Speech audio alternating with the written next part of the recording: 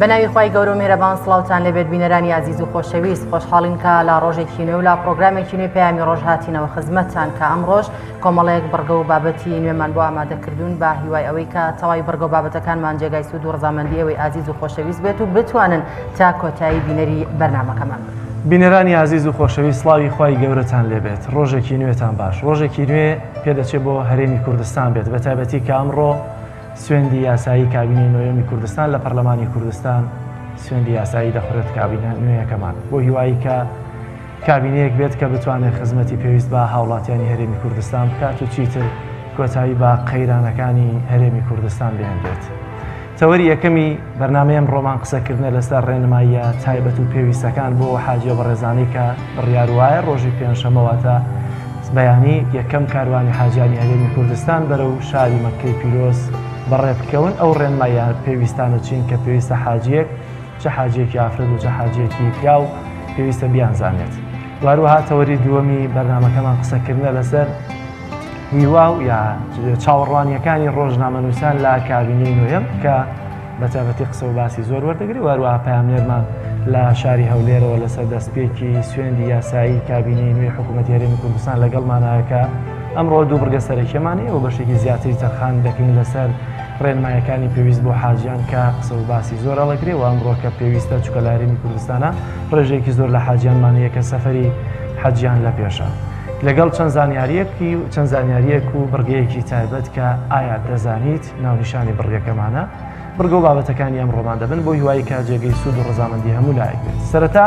دەچینە لای بڕگەی کەش و هەوا واتە پێشبینیکراو لە شار و شارۆچەکانی هەرێمی کوردستان با پێکەوە بینەری بین.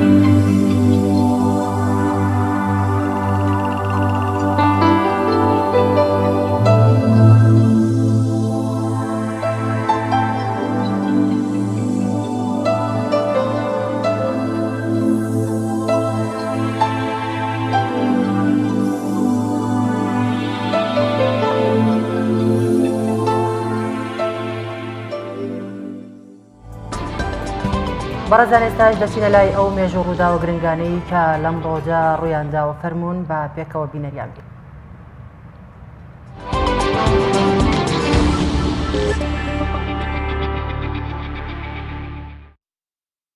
دەی حەوتی ساڵی 2003 دەستگیرکردنی مامۆستا عەلی باپیر ئەمیری کۆمەڵی ئیسلامی و هاوڕێکانی لەلایەن هێزێکی ئەمریکاوە و لە نێوان ڕێگای دووکان و پیرەمەگرون و لە نزیک گوندی قەمچوغە ماوەی 22 مانگ لە زیندانەکانی ئەبوو غرێب و بووکاهێڵرانەوە و چەندان ئازار و ناڕەحەتیان لەسەر تاقی کرایەوە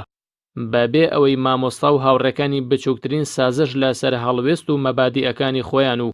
ئیسلام و کۆمەڵی ئیسلامی بکەن.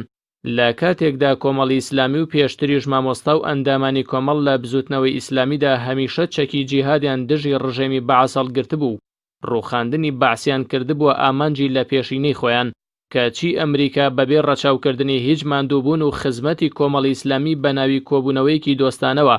جەنابی مامۆستا و بەشێک لە ئەندامانی مەکتەبی سیاسی و سەرکردایەتی و پاسەوانەکانی کۆمەڵی ئیسلامی دەستگیر کرد. جەنابی مامۆستا عەلی باپیر لە زینداندا چەندین کتێبی بە نرخی نووسین و لە کاتی ئازادبوونیشیدا ئامادە نەبوو هیچ سازش و ئیمزایەک لەسەر ئەو نووسراوە بکات کە ئەمریکا بەویست و بەرژەوەندی خۆی هۆنی بوویەوە.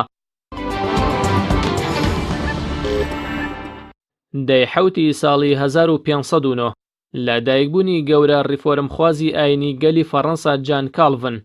کاڵڤنڕۆڵێکی سەرەکی هەبوو لە هۆشیارکردنەوەی جەماوەر لە شۆڕشی فەڕەنسی و تێپەڕاندنی سەردەمی ڕەش و تاریکی لەو وڵاتەدا واتوانی جەماوەر لە خەوی غەفڵەت ڕاچڵەکێنێت تەنانەت دەیگوت نیوەی خەڵک دەچنە بەهەشت و نیوەشی بۆ دۆزەخ لێی پرسرا کێن ئەوانەی دەچنە بەهەشتەوە گوتی ئەوانەی خەریکی چوست و چالاکی و کشت و کاڵ و پیشەسازی بن و وڵاتی خۆیان ئاوەدان بکەنەوە دەچنە بەهەشتەوە ئەوە بوو بە کاریگەری ئەو قسەی هەموو خەڵکی فەڕەنسا کەوتنە داهێنان و کارکردن و چالاکی و شۆڕشی پیشەسازی گەیاندا ئەو جێیەی سەرکەوتن. دەی حەوتی ساڵی 1955 لە دایکبوونی گەورە زانە و نووسەر و ڕیفۆرمخوازی ئاینی شێخ عەبدوڕەحمان کەواکیبی لە شاری حەلەبی سووریا. دەی حەوتی ساڵی 1925 لە دایکبوونی مەهاتیر موحەممەدی سەرۆکوەزیرانی مالیزیا ئەو پیاوەی کە وڵاتەکەی لە دواکەوتووی و ژێردەستەیی و قەرزێکی زۆرەوە برد بۆ ئاستێکی زۆر بەرزی ئابووری و بازرگانی و خوێندن و ئاستی زانکۆ و ئابووری ئەو وڵاتەی تەواو بژاندەوە و تەواوی قەرزەکانی سەرمالیزیای سفرکردنەوە و تەنانەت لە ئێستاشدا هەناردەی بەرهەم و داهێنانەکانی خۆیان بۆ وڵاتانی تر دەکەن و لە ڕووی ئیدارە و کارگێڕیەوە توانی سەرکەوتنێکی بەرچاو بۆ خۆی و میلەتەکەی مسۆگەر بکات. ناوبرە و لە ئێستادا تەمەنی 93 ساڵە. دەی حەوتی ساڵی 1948 کۆچی دوایی مێژوو نووسی گەورە و ناوداری کورد موحەممەد ئەمین زەکیبەک بەهۆی وەستانی گورچیلەکانی و نەخۆشی ڕۆماتیزمەوە. ناوبرە و ساڵی 1970 لە شاری سلێمانی لەدایک بووە و بە یەکەمین و کاریگەرترین مێژوو نووسی کورددا دەنرێت لە ماوەی تەمەنیدا چەندین جار پۆستی پەرلەمانتاری وەرگرتووە و 11 جاریش پلەی وەزیری وەرگرتووە. لە هەر چوار زمانی عەرەبی و تورکی و فارسی و کوردیدا دەستی باڵای هەبوو و نووسیوێتی جگەلەوەی ئینگلیزی و ڕووسی و ئەڵمانیشی زانیوە و قسەی پێکردوون. بەدەخەوە لە ئێستادا گۆڕ و گڵکۆی ئەمین زەکیبەک تێکدراوە و هیچ سیمایەکی ڕێز و شکۆ و گەورەی ئەو پیاوەی پێوە دیار نییە لە کاتێکدا گەلانی تری دنیا بە چاوی ڕێز و گەورەی و حورمەتەوە سەیری شاعیر و ئەدیب و نووسەر و مێژوو نووسانی خۆیان دەکەن.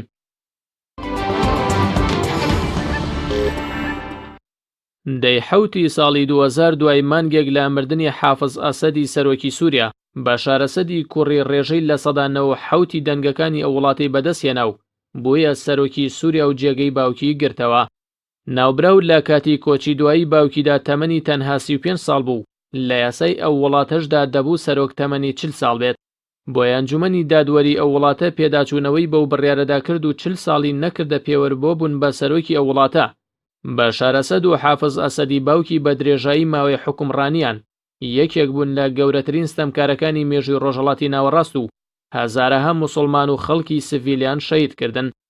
دیارترینیان قەسابخانە تراژیدیایەکەی شاری حەما و حەڵەب بوو کە تەنها لە شاری حەمادا و لە ماوەی 42 ڕۆژدا 29,000 موسڵمان شەهید بوون.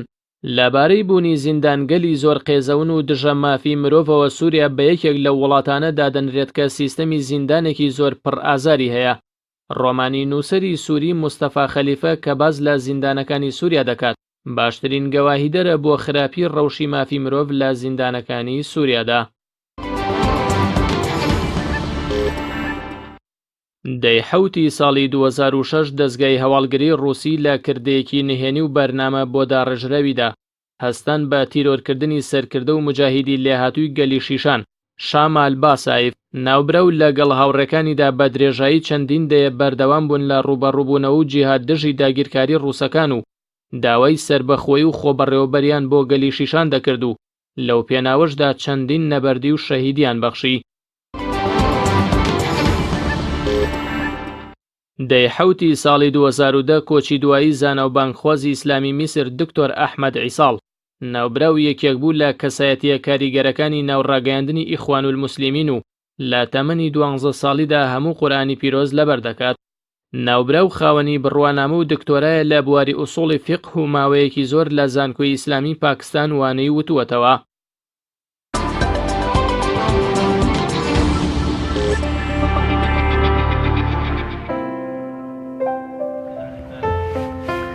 بینەرانی عزیز دیارە بڕیار وایە سبێنی یەکەم کاروانی حاجیان بەرەو شاری مەکەی پیرۆز بەڕێ بکەوێت لە هەرێمی کوردستاندا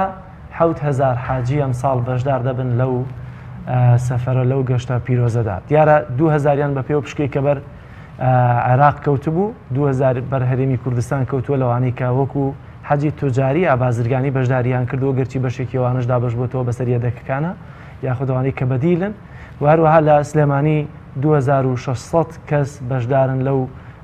سەفەرە و لەو گەشتە پیرۆزەدا. بۆ قسەکردن لەسەرەوەی کە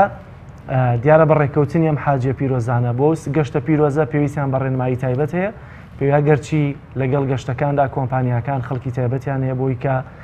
دابش کراون بەسەر چەند کەسێکی شارەزادا بۆی کە لە ڕێگە و لە بەردەوامی سەفەرەکەدا ڕێنمایی تایبەتیان پێ بدەن و شارەزایی بوونیان لە مەراسیمەکە زیاتر شتەکانیان پێ دەڵێنەوە. ئێمە بۆ قسەکردنی زیاتر وەکو وەرکێکی خۆمان کە پێویستە ڕۆژێک یا چەند ڕۆژێک بەر لە ئەو گەشتە ڕێنمایی پێویست بە حاجیان بدەین. لەم بڕگە تایبەتەدا لەگەڵ بەڕێز لەگەڵ یەکێک لە کۆمپانیەکانی گەشتی حەج و عومرە لە هەرێمی کوردستان بەڕێز کاک حاجی ئامانج کە کۆمپانیای پاڕێزانە قسە و گفتوگۆی زیاتر دەکەین. کاک حاجی بەخێر بێ بۆ سۆدیۆکەمان بۆ بەرنامەی پەیامی ڕۆژ. زۆر زۆر سپاسانەکەم دەستخۆشیتان یەکەم خۆی گەورە پاداشی بەڕێزشتان باتەوە. ئەگەر لێوە دەست پێ بکەین گرنگترینەوە ڕێنماییانە بە تایبەتی لە دەستپێک لە ڕەنگە ئێستا هەموو کاروبار و معاملاتێکی ئیداری تەواو بووە لەوەی کە ئیتر بەڕێ بکەون سبەینێ هیچ شتێکی پێویست دەکات لە ڕووی ئیداریەوە کە پابەند بن پێوەی. سەرەتا دەستخۆشی لە بەڕێستان و کەناڵی ئاسمانی پەیامەکەین بۆ ئەم فرسەتە بۆ هەلێرەشەوە پیرۆزبایی لە هەموو ئەو بەڕێزانە خوشک و برا بەڕێزانی کە ناوێن دەچوو بۆ سەفەری حەجی ئەم ساڵ پیرۆزبایی لە هەموو لایەکەین و خۆی پەروەردگار کار ئاسانیشکا بۆ هەموو ئەو بەڕێزانی کە حەزیان لێتی و تا ئێستا قسمەتیان نەبووە. دیارە وەکو بەڕێستان فەرمووتان بەیانی یەکەم کاروان دەست پێەکە کاروانی حاجیانی ماڵی خوا لە کوردستانەوە بەرەو مەدینەی منەوەرە. دیارە قۆناغی یەکەمی گەشتەکان بە گشتی بۆ شاری مەدینەی منەوەرەیە، پاش چەند شەو ڕۆژێک لەوێ پاشان دواتر بەڕێکۆن بەرەو مەکەی پیرۆز کە معلومی بەڕێستانە مەدینە وەکو زیارەت و سەردانی مزگەوتی پێغەمبەری خوا صلی الله علیه و سلم پاشان ئارامگای پێغەمبەری خوا ئەڕۆن صلی الله علیه و سلم پەیوەندی بە حەجەوە نییە، یعنی خەڵک وا تێنەگا ئەگەر نەچێتە مەدینە مەسەلەن حەجەکەی دروست نییان مەدینە بەشێک بێ لە حەج، بەڵکو وەکو زیارەتی ئەو شوێنە پیرۆزانەیە و نوێژێک لە مزگەوتەکەی پێغەمبەری خوا صلی الله علیه و سلم ئەجری 1000 نوێژی هەیە و چەند شوێنێکی تری لێ وەکو مزگەوتی قوبا کە نوێژێک لێ ئەجری عومرەیەکی هەیە، سەردانی گۆڕستانی بەقیع و شەهیدەکانی ئوحود کە ئەمانە هەمووی پێغەمبەری خوا صلی الله علیه و سلم لە حاڵی حیاتی خۆیان چووە و سەردانی کردوون و هانی سەحابیدا و کە بچنە ئەو شوێنانە و زیارەت بکەن. یەکەم کاروانی شەڵا سبەینێ بەڕێ ئەکەوێ ڕێنمایی ئەوەیە کە بەڕاستی پێغەمبەری خوا صلی الله علیه و سلم ئاماژەکە ئەفەرمێ نەسیحەتی ئوممە دەکا، ئەفەرمێ هەر کردەوەی هەر عیبادەتێکتان کرد ئەبێ دوو مەرجی سەرەکی تیاوێ ئەگەر بتانێ خۆی پەروەردگار بە باشترین شێوە لێتان قبوڵ کاکە ئەوە ئەساسی و جەوهەری سەفەرەکەی بەڕاستی. یەکەم لەو حەجەیە یان لەو عومرەیە یان لەو نوێژە لە هەر عیبادەتێکایەکی ئەبێ ئیخلاسێکی باش هەبێت تەنها خوات مەبەست بێ، ئەوە بەڕاستی جەوهەری سەفەرەکە بریتە لە ئیخلاس. و خاڵی دووەمیشانی شەڵا بە پێ سونەتی پێغەمبەری خوا صلی الله علیه و سلم کە وەکو بەڕێز فەرمووت حەملەدارەکان و هەندێک لە مامۆستایانی بەڕێز و مرشیدەکان لە خزمەتیانان و ڕێنمایی زیاتریانەکەن. زۆر باشە کاک حاجی، کاتێک کە وەک بەڕێزت باست کرد چەند شەوێک لە مەدینە ئەمێنەوە و دواتر بەڕێ ئەکەون بەرەو مەکە، ئەرکی سەرەتای حاجیان چییە؟ ڕێنماییتان چییە کە لە مەدینە دەردەچن ئەبێ حاجیان سەرەتا چی بکەن؟ بەڵێ دیارە مەدینە وەکو عەزمکردن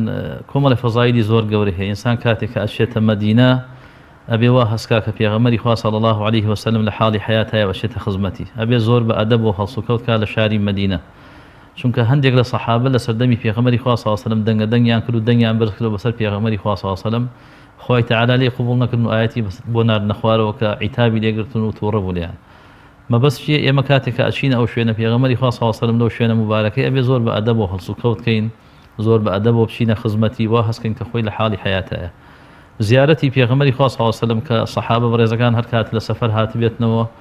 چون زیارەتی پێغەمبەری خۆیان کردو کە ئێستا لەناو مزگەوتەکە کە پێشتر دیارە لە ماڵی عایشە نێژرا بوو دەرەوەی مزگەوت بوو، بەهۆی تەوسیع و فراوانکردنی مزگەوتی پێغەمبەر صلی الله علیه و سلم ئارامگای پێغەمبەری خوا صلی الله علیه و سلم ئێستا لەناو مزگەوتی پێغەمبەرە ئەبێ زۆر بە ئەدەب و بچیتە خزمەتی سەلام لە پێغەمبەری خوا صلی الله علیه و سلم. هەندێک شتیش هەیە خەڵکێک ئەیکا بۆ نمونە دەزێنن بە دار و دیوار و محاجەر و پڕ و تەسبیح و سەرپۆش ئەمانە ئەی هەڵیەسون لەو شتانە بۆ تەبەڕوک، ئەو بەڕاستی کارێکی نادروستە و پێشەوانی سونەتی پێغەمبەری خوا صلی الله علیه و سلم. زۆر باشە. با بڵێن خودی یەکەم ڕوکنی حەج کە دەست پێکا لەکوێوە دەست پێکاوە بەچی دەست پێەکەن؟ ڕوکنی حەج یەکەم ڕوکنێک بریتە لە ئیحرام. ئەگەر ئێمە ڕاستەوخۆ لە عێراقەوە بچین بۆ مەکە بۆ بەجێهێنانی مەناسکی حەج ئەبێ لە دات و عێرق لەوێ ئیحرام بەستین کە خوای تەعالا فەزڵ و حورمەتێکی گەورەی بە مەکە بەخشیوە کۆمەڵێک میقاتی بە چواردەوری مەکەیە داناوە هەر کەسێک بێوێ بچێ بۆ مەکە ئەگەر بۆ حەج بیان بۆ عومرە بەبێ ئیحرام ناتوانێت بچێتە ناو شاری مەکە ئەبێ لە دووری چەندین کیلۆمەترەوە مەسەڵەن یەکێک لەو میقاتانە کە پێی ئەوترێ ئەبیاری عەلی یان ذوالحولەیفە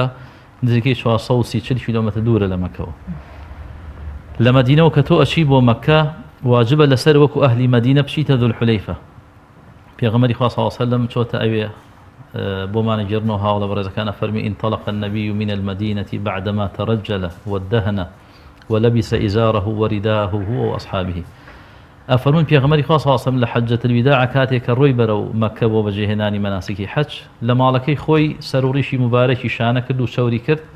ئیحرامی بەست کە ئیحرام ئەو بۆ دوو پاشە خاولی ئەوتر نەک نیەتەکە نیەت خۆی ئەسڵی ئیحرام بریتە لە نیەتەکە ئەبێ لە ئەبیاری عەلی بێ پێغەمبەری خوا صلی الله علیه وسلم ئەو دوو پاشە خاولەکەی لە خۆی بەست و سەرڕیشی شەور کرد و شانە کرد و چووە ذوالحولەیفە لە ذوالحولەیفە شەو لەوێ مایەوە فەرمووی نێرراوێک هات لە لای پەروەردگارم کە دیارە جبریل عەلەیهی سەلام پێی فەرمووم ئەی پێغەمبەری خوا صلی الله علیه وسلم نوێژ بکە لەم دۆڵەیە کە ئێرە دۆڵێکی مبارەکە شەو لەوێ مایەوە بەیانیەکەی لەوێ خۆیشت پاشان بەڕێکەوتن بەرەو مەکەی پیرۆز کە ڕوکنی یەکەمی حەج بریتە لە ئیحرامیش ئەبێت لە میقات بێ ئەگەر هەر کەسێ تەجاوزی میقات کاوە لە میقات ئیحرام نەبەستێ یانە بێ بگەڕێتەوە یانە بێ حەیوانی سەر ببڕێ زۆر باشە بۆی کە قسەی زیاتر لەسەر خودی ئیحرامەکە ببەستێکی هاوکاران مەگەر زیاتر هاوکارمان وەدە ئیحرامێک ببەستێت و بێتە ناو ستۆدیۆ بۆی کە ئەو کاتە زیاتر قسەی لەسەر بکەین کە چۆن چۆنێ ئیحرام بەستاوانەی هاوکارەکەمانێت کاک حاجی ئەتوانین بڵێن سەرەتای بەستنی ئەحرام سەرەتای ئەرکی حەجایانی حەج دەست پێ ئەکات لەوە ئەرکی حەج دەست پێ دەکات بەڵێ وەکو عەزمکردن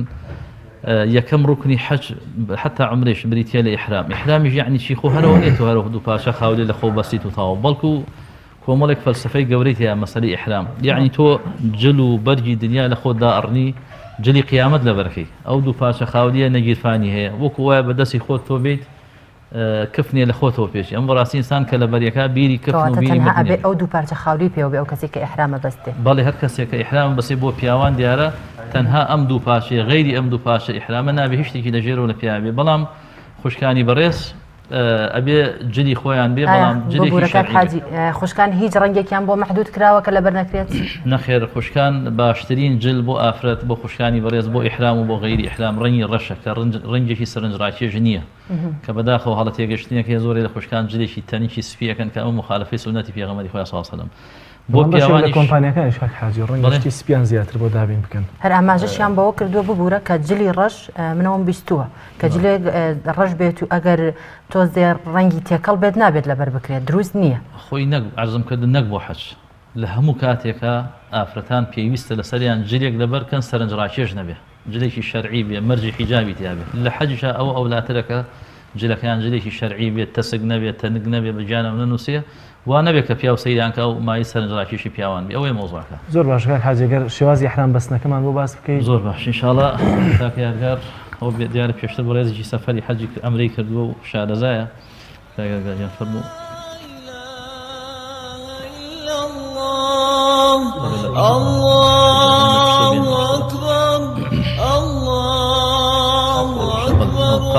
مهمەوەی قاش بڵاو بکرێتەوە بۆی کە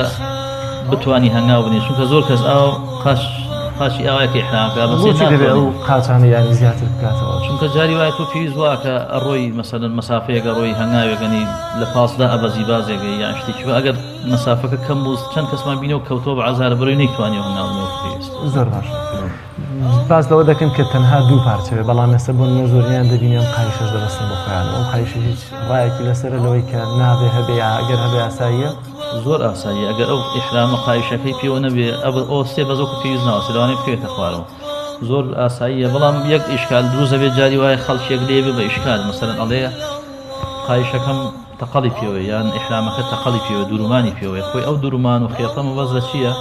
مەبەست لەوەی ئەم ئیحرامە تۆ وەکو شەروارێک نەیدووری هەردوو قاچی تێڵکێشیان وەکو کراس و شتێک بیدووریت و قۆڵی تێڵکێشی ئەژنە ئاساییە ئەگەر ئەم قایشە هەمووی تەقەڵ بێ ئەگەر نەعلەکانیان هەمووی تەقەڵ بێ زۆر کەس نەعلەکان کە ئەم نەعلە شەحاتانەی لە پێیە تەقەڵی پێوە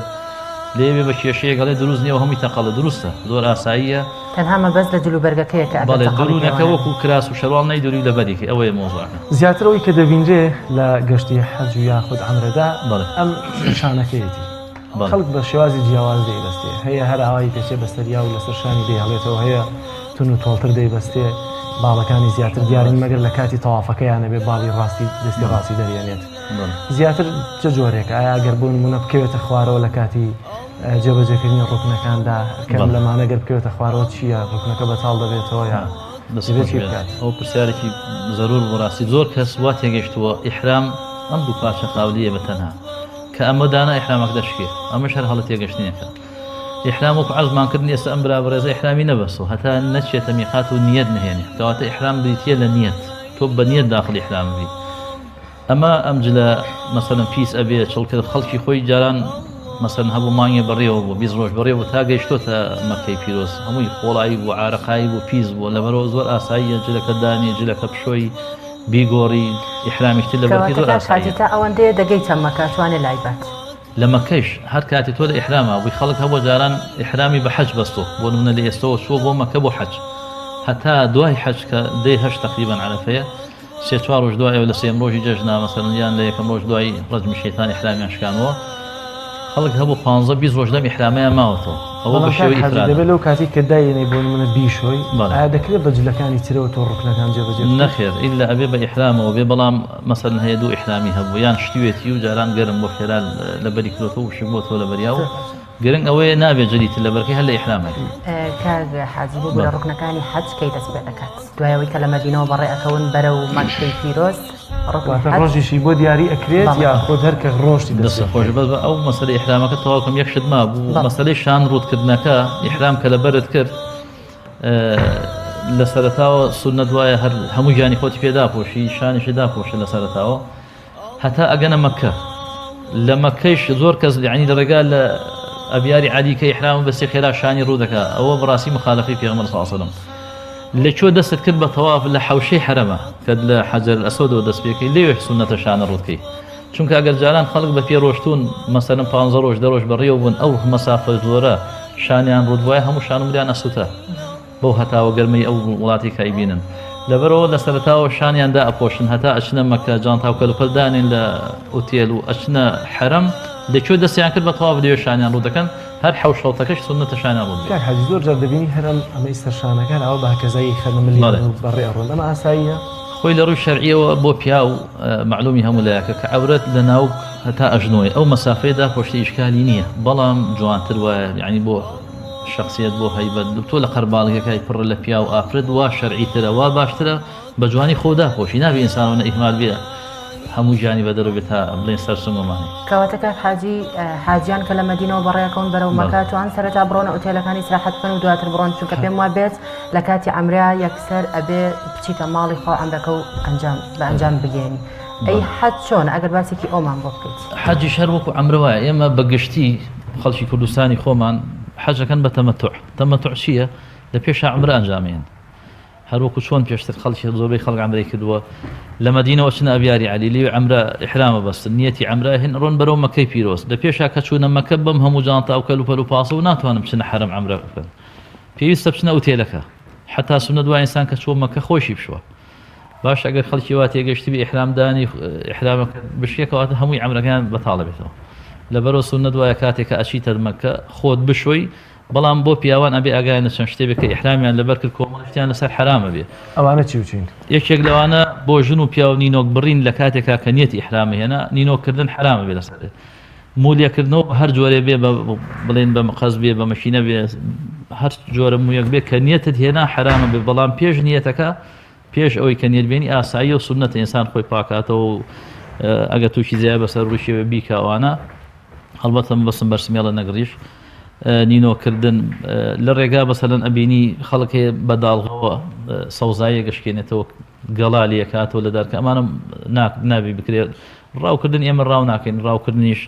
دروست نییە لە کاتی ئیحرامە ئەگەر بە ڕێزێک مەسەلەن دوو هاوسەر بەیەکەون هەتا لە ئیحرامە بن بە هیچ جۆرێ نابێ زۆر نزیک بن و حتا بۆ مەسەلەن هەندێک سوحبەت شتیش زۆر باشە کاک حاجی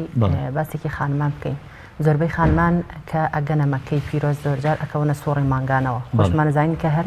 ئافرەتێک لە سۆڕی مانگانەیە بێت ناتوانێت بچێتە ناو حرەمەوە ئەو کاتە و ئافرەتانە ئەبێت چی بکەن چارەسەریان چی ئەبێت کە دیارە ئەوە کێشەیەکی زۆر گەورە ئێمە زۆرینەی جار خوشکانی بەڕێزکە لە خزمەتیانین لەو سەفەرە ئەو ئەیکەن بە کێشەیەکی گەورە لە ئەساسا خۆی کێشەکە گەورەیش نییە لە ڕاستیە زۆر ئاسانە و زۆر ئاساییە خێزانی بەڕێزی پێغەمبەری خوا صلی الله عليه وسلم کە عایشەیە دایکی ئیمانداران ئەو حاڵەتی بەسەر هاتووە حاڵەتێکی زۆر ئاساییە بەڵام ئێستا الحەمدولله ئاسانکاری زۆر کراوە مەسەلەن جۆرە چارەسەر و هەموو شتێک هەیە پێشوەخت خوشکانی بەڕێز حسابی خۆیان نەزان ئەتوان ئەو چارەسەر و عیلاجە بەکاربێنن بەڵام بە هەر حاڵ ئەگەر کەسێک خوشکێکی بەڕێز کەوتە ئەو حاڵەتەوە واجبە لەسەری چۆن پیاوان ئەچنە ئەبیاری عادی نیەتە هێنن واجبە لەسەر ئەویش بە هەمان شێوە لەگەڵ ئەوانە بچێتە ئەوێ سونەتەکە کە غوسلی ئیحرام ئەویش بە هەمان شێوە سونەتە غوسلی ئیحرام کە ئەچن و ئەگەنە مەکەی پیرۆز نابێ بچێ بۆ تەواف چونکە تەواف وەکو نوێژ وایە چۆن لەو حاڵەتە ئەو خوشکە بەڕێزانە ناتوان نوێژکەن بە هەمان شێوە ناتوان تەوافیشکەن ڕۆژتانە بچێتە ناو حرەمەوە ئەگەریش بۆ زیکر ناو ساحی حرم ناو خودی حرم دەوروبەری بیت جائز نییە بەڵام بۆ سەفا و مەڕوە کە ئێستا وای لێ هاتۆ تەوسیع کرا و حرم یعنی تقریبا بۆ بە بەشێک لە حرم دروستە سەفا و مەڕوە بکا بۆ حاڵەتەوە ئەی ئەگەر کاک حاجی دوای ئەوەی کە پاک بێ ئەبێت دووبارە بچێتەوە نیەت بێنێتەوە لەو شوێنەی کە ئاماژەت پێکردیان چۆنە بێت نا چونکە ئەو یەک جار نیەت هێنێ یەک جار داخلی ئیحرامە بێ لە ئەبیاری عەلی کە نیەتی هێناوە داخلی ئیحرام بووە ئەچێتە مەکە لێوێ چاوەڕێیەکە 2 ڕۆژ 3 ڕۆژ 4 ڕۆژ هەر کەسەی بەپێی وەزع و زوروفی هیچ لە ڕوکنەکانە دوا ناکەوێت هیچ دوا ناکەوێت ئەگەر ببوورە کاک حاجی ئەگەر ئافرەتێک لە کاتی ڕوکنەکانە تووشە و حاڵەتە بێت خوشکی من مەسەل ئەو کاتە ببوورە حەجەکەی دروستە بێت یان چی ئەبێت چی بکات خۆی لە حەجە پێغەمبەری خوا فەرمێ صلی الله علیه و سلم الحەج عەرەفە فەرمێ ئەساسی ترین ڕوکنی حەج بریتیە لە عەرەفە عەرەفە زۆر ئاسانە هەر خوشێکی بەڕێز لە عەرەفە بێ و لەو حاڵەتیشا بێ کێشەی نییە دروستە بچێتە عەرەفە تەنها تەواف بۆی دروست نییە تەواف وەکو نوێژ وایە لەبەرەوە بۆ نمونە وەکو عەزمکردن یەکەم جار ئەچێتە مەککە ئەمە دیارە بە تەمەتوع ئەکرێت لە پێشا عومرە ئەکرێ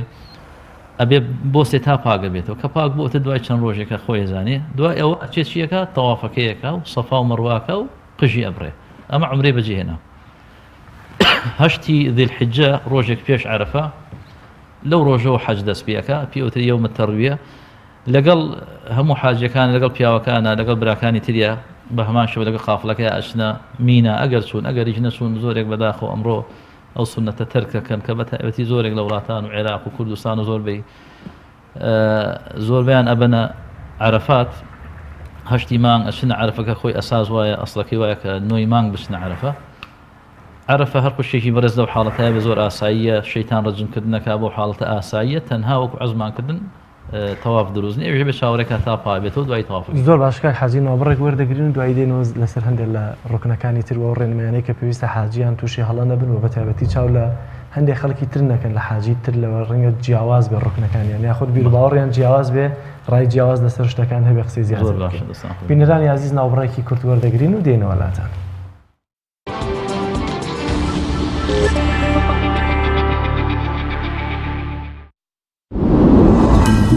تۆپ ئارت تاکە بریکاری تۆڕی میدیایی کۆمەڵ بۆ دروستکردن و بڵاوکردنەوەی ڕیکلام تۆپ ئارت کارگەی ئاسمان کارگەی ئاسمان بۆ بەرهەمهێنانی نایلۆن و سفرەی سەفەری لە کوردستان سفرەی ئاسمان لە خەمی تەندروستی هەمواندایە سفرەی ئاسمان دوورە لە بەکارهێنانی هەموو ماوادێکی زیان بەخش وەک ریسایکلین بەکارهێنان لە ئێوە دڵنیایی لە ئێمە لە باشترین و خاوێنترین بەرهەمە خۆماڵیەکانە سفرەی ئاسمان ڕازگۆیی لە پێوانەدا خاوێنی لە پێکهاتەدا سفرەی ئاسمان بۆ دەستخستنی سفرەی ئاسمان پەیوەندی بەم ژمارەیەوە بکەن 1970 840 2000 چاڤیلان ئەگەر کەسێکیت لە ژیاندا حەزت لە مجازەفە و بینینی دیمەنی سەرنجڕاکێشە و هەروەها حەز بە بینینی کەسایەتیەکانەکەیت و باشترە سەردانی ماڵی ترسناک و مۆزەخانەی مۆم بکەیت لە چاڤیلاند. چاڤیلاند گەورەترین پرۆژەی گەشتیاری لە هەموو عێراق. سەنایز هەمیشە بە تامێکی تازەی میوەکان لە هەناوی سروشتەوە پێشکەش بە ئازیزان تی بکە.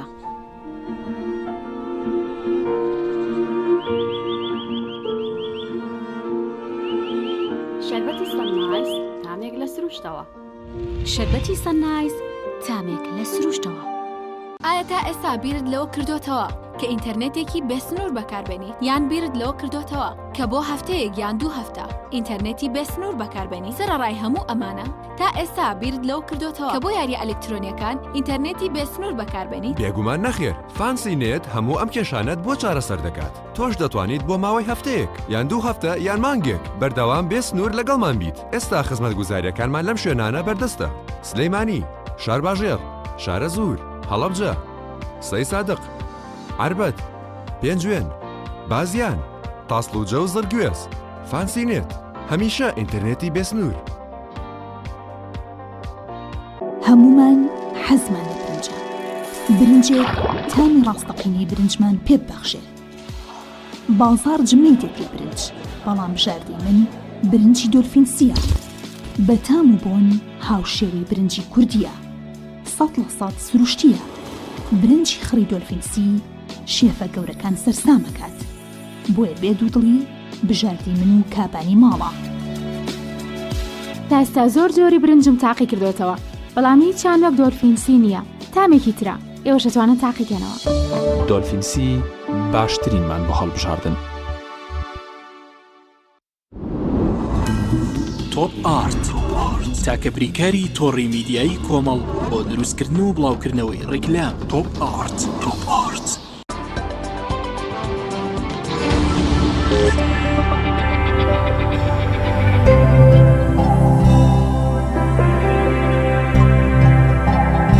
بینەرانی عزیز، دیارە درێژە باتەوەریەکەمان قسەکردنە لەسەر ڕێنمای پێویستانی کە دەبێ ئەوانەی کە بەتەمان لە ڕۆژانی داهاتوودا یان ناویان هەیە و خۆیان حازر کردووەکە سەفەری پیرۆزی حەج بکەن بۆ عەرەبستانی سعودیە. قسەی زیاتری لەسەر دەکەن. گاک حاجی زۆر سپاس دووبارە. ئەگەر بینەوە سەرەوەی گرنگترین جارێکی تر ڕێنمای یا پێویستیات کە دەبێ حاجیانی ئێمەوە ئەوەندەی کەوە ئەزمونتانەیە لەگەڵ حاجیانە کە زۆر جاج ڕێنمایەکانیان پێدەدەن، بەڵام هەندێک لە حاجی ڕەنگە باش جێبەجێیان نەکایە هەر ئەوەندەی لێ بزانێت چین پێویستیاتی تر کە دەبێ بزانن. دەستان خۆش بێخۆ. ئێمە وەکو عەزمان کردن سەرەتا باسمان کرد کە لە ئەبیاری عەلیەوە چۆنە چینە مەککە و گەیشتینەوە مەرحەلە، بەڵام پێش ئەوە من بە پێویست ێزانم چەند ڕێنمایەکی گشتی لە بواری ئیداریە. بۆ نمونە حاجیانی بەڕێز پێشتر لێرەوە کە ئەڕۆن ئەم ساڵ زیاتریش عەدەدەکە لە ساڵان زۆر نزیکە هەموو حاجیەک 35 ڕۆژ تا 40 ڕۆژی پێ بچیە، لەبەرەوە حسابی خۆی بکا بۆ ئەو ماوە زۆرە. وا نەزانێ هەر ئەوەیە کە حەجەکەی کردو خێرا دوای حەجتوانێ بێتەوە، چونکە 1.2 نزیکەی 7000 حاجی بە ڕۆژ 1.2 ناگەڕێتەوە. زۆر پێویستە حاجیانی بەڕێز لە ئێستا و حسابی 40 ڕۆژ بۆ خۆیان بکەن. ئەمەیشە لە خاڵەکان. هەندێک لەو حاجە بەڕێزانە نەخۆشی درێژخایانیان هەیە، پێویستیان بە عیلاجە، لێ عیلاجیان وەکو پێویست ئەو عیلاجیان دەست ناکەی، لەبەرەوە حسابی خۆیان بکەن بۆ ئەو ماوە زۆرە. هەندێک لە حاجە بەڕێزەکان ئیشی تریان هەیە، ئیلتیزاماتیان هەیە، سەفەریان هەیە، لەبەرەوە زۆر زەرورە خۆیان حازرکردن بۆ ماوەیەکی نزیکەی 40 ڕۆژ. خاڵێکی تر ئەبینی زۆرێک لە حاجیان لە ئوتێلەکەیە مقۆ زۆر دروستە بێ، یەکێک حاجی قسەیەکەکە لە پرزگەی ئوتێلەکە بۆ نمونە 100 کەس دانیشتو ئەم قسەیەکە ئەمەی گەێنێ بۆ ئەوەی گەێنێ بۆ ئەوەی گەێنێ، یعنی جاری وایە بەداخەوە خەریکە هەر لەوێ خۆیان تووشی گوناحەکەن و بەشێک لە ئەجرەکەی خۆیان بەتاڵەکەن و زۆر پێویستە حاجی کە ئەچێتە ئەوێ زۆر خۆی مەشغوڵ نەکا بۆ شتانەوە. تۆ بۆ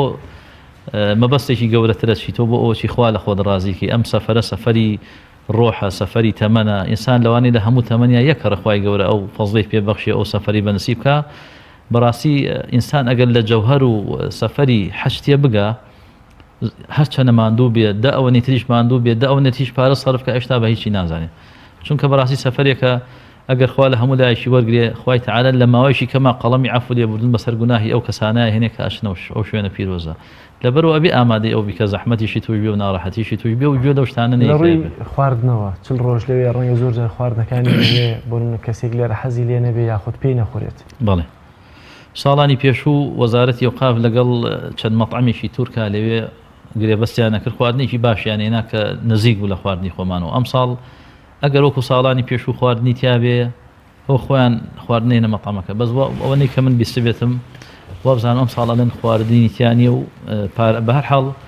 ئەگەر خواردنی تیابێ ئەوە لە ئوتێلەکە بۆیان دابینەکەن، ئەگەر تیاشیانە بێ خواردن نابێتە کێشەیەک، هەر بە ڕێزێک دەتوانێت لێ بە شتێکی بەسیط. بەڕاستی ئەو کەسی کە ئەچێ بۆ ئەم سەفەرە وەکو عەزم کردن ئەم سەفەرە بە مەدرسەیەک بزانێ بە دەورەیەک بزانێ با خۆی ئامادەکە بۆ سەبرگرتن لەسەر سەفەر لەسەر مەشەقەتی سەفەر لەسەر کەم خەوی لەسەر کەم خواردنی لەسەر چونکە بەڕاستی دنیا هەر خەو خواردن نییە ئەوەی کە تۆ بۆیەکی لەزەتێکی بەڵێ لەوێ ئینسان لاشەی زۆر ماندووە بەڕاستی تۆ لە ماڵی خۆتە ئەوەی کە حەسکە یەتە بەردەسێ ئەو هەوای حەسکی بۆ منە ژوورەکە فێنک بێ گەرم بێ چی بێتە بەردەسە بەدەست خۆتە بەڵام لەو شوێنەیە بەدەست خۆت نییە ئەبێ ئینسان خۆی حازکە بۆ ئەو سەفەرە خۆی ڕابێنی وەکو عەزمکردن وەکو دەورەیەک وایە ئەو سەفەرە بەڕاستی باشە کاک حاجی بینە سەر کڕینی حەج زۆربەی کەس هەیە کە حەجەکڕێت بۆ مردووی ئایا ئەو مردوو ئەگەر خۆی وەسیەتی نەکرد بێت ئەو حەجەی بۆ ئەڕوات یان ئەگەر باسێکمان بۆ بکەی بزانین کڕینی ئەم حەجە چۆنە بەڵێ مەسەلەی بەدەل حەج پێ ئەوترێ بەدەل حەج لە ڕووی شەرعیەوە هیچ ئیشکالێکی تیا نییە کە ئافرەت هەبوو سەحابە هەبوو لە پێغەمبەری خوای پرسیوە صلی الله عليه وسلم فەرمیێتی ئایا حەجکەم بۆ باوکم فەرمیێتی جارێ بۆ خۆتی بکە پاشان بۆ باوکتی کەواتە جارێ ئەو قەرزەی کە لەسەر خۆتە بیدەرەوە خۆت حەجکە پاشان بۆ باوکە گرنگ ئەوەی ئەو کەسەی کە لێوێ حەجەکەی پێ ئەکرێ کە تۆ ئەیدەیتە دەست کەسی ئەو کەسە ئەهلی ئەمانەت بێ لەبەرەوە کارێکی شەرعیە و دروستە و ڕێگە پێدراوە ئەمە لەلایەک فرمود وەکوچی پرسیارەکە حەجە توجاریەکان ئەو مردووەش بڵێن خۆی وەسیەتی نەکرێت بەڵێ گرنگ ئەوە نیە وەسیەتی بڵێ هەندێک لە ڕێی مەزاهیب بۆ ئەفەرم بەڵام گرنگ ئەوە نیە لەبەرەوەی بۆ نمونە من باوکم مردووە مەسەلەن نەیتوانی و حەجکا بە هەر هۆکارێ بێ یان نەیکردووە پێویست بۆ ناکە ئیلا وەسیەتم بۆ بکە ئەگەر وەسیەتم بۆ نەکا دروست نییە کە ئەوکو عەزم کردی ئەمە ڕێی بە هەندێک لە مەزاهیبەکانە لەبەرەوە ڕێی ئەرجەح و بەقوت ئەوەیە کە دروستە حەجەکەی وابزانە کە قەرزێکی دای قەرزەکەی بۆ دەیتەوە لەسەر حەجی توجاری ئابازرگانی ئەوانەی کە ئێستا ناوێت لە تیر و پشکا دەرناچێت بەڵام لەولاوە ئەو پشکانەی کە دانراون حەجێکی لێ دەکڕێتەوە مەسەلەی حەجی ئەمی کە پێوتێت توجاری ئەمە دیارە ئەو کەسە ئەبێ بچێ خۆی بیکە مەسەلەن بۆ نمونە ئەگەر من بمێ حەجکەم بۆ باوکم ئەبێ پێشتر حەجم کرد بێ بەو شێوە تیجاریش ئەگەر بڕۆم بیکەم بۆ کەسێککە دروستە نا بۆ خۆم ئەگەر بن بیکردمەوە حەجە توجاری هیچ گرفتێکی نییە خۆ لەبری تۆ بگورە کەسێککە بیکات نانە هەر بۆ خۆم بیکردم و بڕۆم بیکەم حەجە خۆی ئەو حەجە توجاریە کە ئێستا بۆ نمونە دەیفرۆشێ بە 20 وەرەقە زیاتر لەوەی لە تیر و پشکا ناوی دەرچوو بێت والله ئەوە هەندێک لە مامۆسایان قسەیان لەسەر کردەوە بەڕاستی لیژنەی فتوە لەو مۆزوعەیە وەکو بڵێ زیاتر سەر پشکە پەیوەندی بەوانەوە هەیە ئایا تا چەند ئەکرێ و ناکرێ بەڵام بە هەر حاڵ ئەوە ئێستا هەیە حەجی تیجاری هەیە کە حکومەت پار بە 80 وەرقە بەم ساڵ بە 63 وەرقە بۆ ئیعلانی کردووە و خەڵکیشی زۆر ناویان نسوێ نزیکەی 2000 کەس بە حەجی تیجاری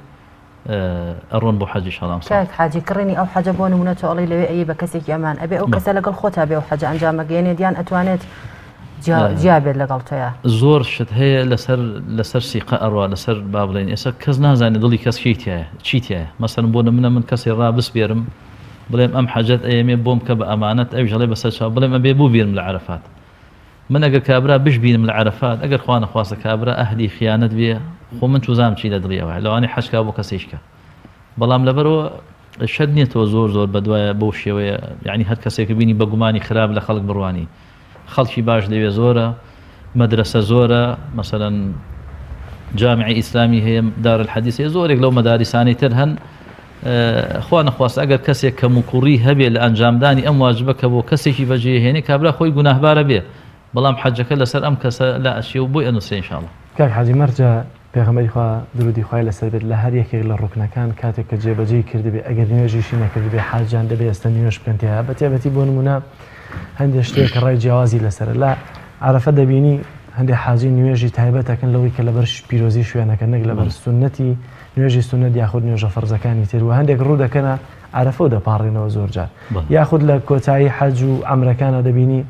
هەیە سەری سفر دەکا بەڵام هەیە لە هەموو قژی دەگەری هەشە گۆشێک لە سەری مەقەستێکی لێ دەدات و تەواو مەسەلەی عەرەفە بەڕاستی وەکو عەرزمکردن حەج بریتیە لە عەرەفە پێغەمبەر فەرمی صلی الله علیه وسلم زۆر ضرورە حاجیانی ماڵی خوا ئەو چەند سەعاتەیە خۆی وقوفی عەرەفە لە بانگی نیۆڕۆ تا بانگی ئێوارێ هەمووی خەیتە سەرێک ڕەنگە 6 ساعات 7 ساعات بێت زۆر ضرورە حاجیان ئەم فرسەتە بە فرسەتێکی زێڕین بە هەلێکی زێڕیم بزانن چونکە کاتێکی پیرۆزە کاتێکی مبارەکە پێغەمبەری خوا فەرمی صلی الله علیه وسلم خوای تەعالا ئێستا هاتە ئاسمان جبریل عەلەیهی سەلام هاتە خوار و سەلامی خوای پەروەردگارمی پێگەیان و فەرمووی ئەی پێغەمبەری خوا ئەی محەممەد صلی الله عليه وسلم مژدە دێبێ کە خوای تەعالا لە هەموو ئەهلی عەرەفات خۆش بوو خوای گەورە بە شێوەیە کە لائیقی خۆیەتی ئێمە نازانین کەیفیەتەکەی چۆنە خوای گەورە خۆی لە ڕۆژی عەرەفەیە دێتە ئاسمانی دنیا شانازیەکە بە ئەهلی عەرەفات و بەسەر هەموو مەلائیکەکانە. إن الله يباهي بهم الملائكة. عرفة تایبەتمەندێکی زۆر تایبەتی هەیە بەڕاستی ئینسان تا نەچێتە ئەوێ هەست بەو لەزەتە ڕۆحیە ناکە لەبەرەوە زۆر ضرورە حاجیان کاری بکەن کە پێغەمبەری خوا کردوێتی صلی الله علیه و سلم. پێغەمبەری خوا صلی الله علیه و سلم لە ڕۆژی عەرەفەیە نوێژی نیۆڕۆ عەسری بە قەسر و جەمع کردووە. واتە هەردووچیان لە نیۆڕۆ لە پێشا دوور کاتی کردووە نیۆڕۆ دواتر عەسری هێناوەتە پاڵ نیۆڕۆ عینەن وەخت. هەندێک لە حاجەکانی خۆمان بەداخەوە هەندێک لە مامۆساکانیش ئیجتیهاد دەکەن ئەڵێن نەوەڵا ئێمە مادەم خۆمان تەقلید کردووە نابێ قەسر و جەمعکەین کە بەڕاستی مخالفەی پێغەمبەری خوا صلی الله علیه و سلم. کاک حاجی بە ئەو مۆزوع بۆ تەواوکە مەسەلەی عەرەفە سنەت وایە نوێژی نیۆڕۆ عەسر بە یەکەوە قەسر و جەمعکەن. دواتر عەرەفە پێغەمبەری خوا فەرمی صلی الله علیه و سلم باشترین دوعای ڕۆژی عەرەفەیە و باشترین ذیکرێکیش باشترین دوعایە کە ئەفەرمێ من و هەموو پێغەمبەرانی تر فرميانا لا إله إلا الله وحده لا شريك له له الملك وله الحمد وهو على كل شيء قدير. بداخل من بيني هندي شي زول لحاجان لروج عرفة نيوي عرفة بخوة بنصر نيوي عرفة بخوة بنصر باش وكي ناخي تادرن قصاك يعني هالشتيكا بروجكي خيوك فرصتي زيرين لبرو امشغارين بو خوم بو همو او خوش كبر حاجان اويا بشو اساحتي بوكن حتى باين تاسع انه دو ينزي ساحتي بوكن اسايه وقوفي عرفة لن يرو تا يواري او هل لكيس خوانين اما خالي كتر هل عرفه زورك لخلقان أشن الله ولا من أشن بولاي ميلك بولاي جبل الرحمة هتا لخيمي عراقية كانوا أشيت جبل الرحمة ويتوا جاري واهي 2 ساعات فيشي جاري واهي كسي يقولنا بيشوينك اللي تيجي 6 ساعات فيشي أشي بو شوينك بو سرشي وكا كسنة نيبشي تسرشي وكا بيغمري خان صلى الله عليه وسلم لحاجة نشوى تسرشي عرفة تو بو أشي تسرشي وكا بس بو بيدالين كيوي رحمة جبل الرحمة والله أعلم هل لكون وانا وهات وكا لو روجيا لروجي عرفيا رحمتي خوا دا أبزي تسجدي ولي خوش بني خوا دا أبزي بل يشاء خوي تعالى قدني بندكاني خوي الآجر آزادك خوي قور قدني مش آزادك الآجر إن شاء الله لو رجع الشيطان تيا رسوا سرشورة لبروي خوي قور لزورتني بندكاني خوي دروجي عرفيا ليان خوش بيو آزاد يعني كذا كان حاجي بقول دوا برسيار أجر حاجيك تاعي ورا نجات عرفة أو حاجي دروس تبيت رأي زور بيزانان أو يفرمون أجر هتا نيجي بيانيش بقات عرفة نوێژی بەیانی شەوی جەژنەکات ئەوە دروستە بەڵام بگاتە نوێژی بەیانی ئێترەوە عەرەفە فریان ناکەوێت حەجش بریتە لە عەرەفە خەڵکی خۆی زمانی زوو خەڵک زۆر هاتوون بە پێ بە وڵاغ بەشت کاتی هاتوونە توێ فری عەرەفە نەکەوتن ڕۆژی دوایی هاتوون یان 2 ڕۆژ دواتر فەقیرە حەجەکەیان بۆ ننووسراوە و ئەبێ ساڵێک کە بێتەوە بۆ عەرەفە. زۆر سپاس بۆ بەڕێز کاک حاجی ئامانجکەریم بەڕێوەبەری کۆمپانیای پارێزان بۆ گەشت و عەمرە. زۆر سپاس بۆ بەڕێزان بۆ کەناڵی ئاسمانی خۆی گەورە مەخۆشتانکە. بینەرانی عەزیز دەچینە لای بڕگەی زانیاری بەڵام پێشتر ناوبڕێک وەردەگرین. بینەرانی عەزیز ناوبڕێکی کورد وەردەگرین و دێنەوە لاتان. تركوا ملاذات الحياة وأقبلوا لبيك صوتا واحدا تبجيلا لبيك ما أحلى النداء مشنفا نسكا بديعا بكرة وأصيلا في الناس إبراهيم أذن فانبروا لبيك النداء من استطاع سبيلا وتزودوا من خير زاد عندهم تقوى ولو زادوا الحجيج قليلا وجه الحجيج لربهم تهليلا وجهوا بقلوبهم تبتيلا سروا لمكة والفؤاد سرى بهم والقلب صار موجها ودليلا تحكي خيام.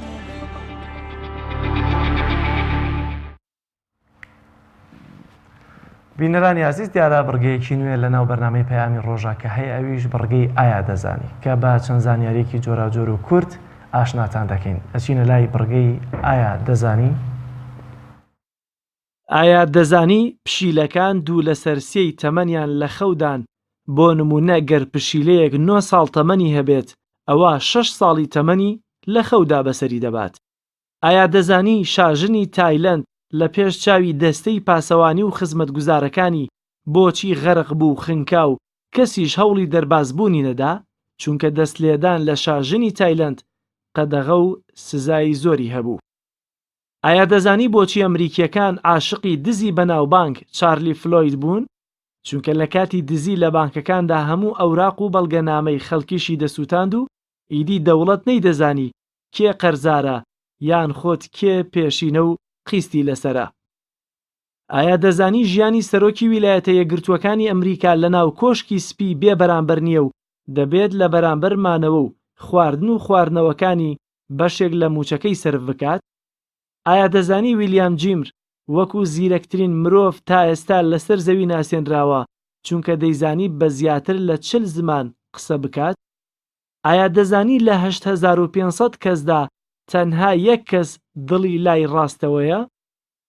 ئایا دەزانی ورچی کوالا هیچ کات ئاو ناخواتەوە و ئەو ڕێژە ئاوەی پێویستی پێیەتی لە ناو گەڵای ڕووەکەکاندا دابینی دەکات؟ ئایا دەزانی مشکی بیابان ساڵانە یەک لە سەرسەی خۆراکی خەزنکراوی جیهان تێکەدات؟ ئایا دەزانی بادەمی هیندی هی وڵاتی بەڕازیلە؟ ئایا دەزانی کرمی ناوگڵ کە لە کوردەواریدا بە کرمەلیقە ناوبانگە نەدەبیستێت و نەدەبینێت؟ ئایا دەزانی ئەو پێستەی جومگەی ئەنیشکی داپۆشیوە 11 ڕۆژ جارێک نوێ دەبێتەوە؟ ئایا زانیوتە خەڵکی کیشوەری ئاسیا لە کیشوەرەکانی تر کەمتر تووشی نەخۆشیەکانی دڵ و شێرپەنجە دەبن؟ ئایا دەزانی کەنغەرەکان ناتوانن بەرەو دواوە ڕێگە بکەن؟ ئایا دەزانی زیاتر لە 31 ئەوەندەی خەڵک کە لەسەر زەوی دەژین زیاتر لە ژێر خاکن و مردوون؟ ئایا دەزانی داهێنەرانی هێلەکی گول لە نەبڕوو جلوبەرگی دژاگر و فڵچەی جامی ئۆتۆمبیل ژنان بوون؟